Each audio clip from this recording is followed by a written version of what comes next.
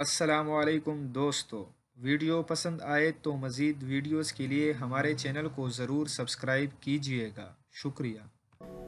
گزشتہ جمعے کے روز معروف ٹیکسی سروس اوبر کی سٹاک مارکیٹ ویلیو میں شدید کمی آئی، جس سے کمپنی کے حصے دار کنگال ہو کر رہ گئے اور اس منڈی سے سب سے زیادہ نقصان سعودی شاہی خاندان کا ہوا، جسے $50 crore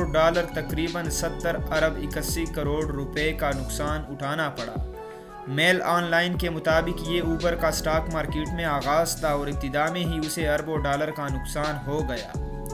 new York stock exchange میں اوبر کے حصے کی قیمت $45 فی حصص سے شروع ہوئی،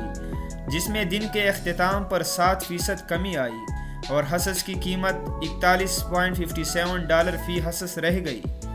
رپورٹ کے مطابق حصے کی قیمت میں 7% کمی سے اوبر کے حصص برادروں کو مجموعی طور پر $6 ارب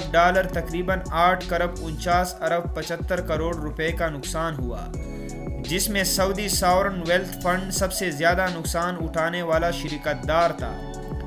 سعودی ساورن ویلتھ فنڈ نے جون 2016 میں $48.77 فی حصص کی قیمت پر اوبر کے $3.5 ارب کے حصص خریدے تھے،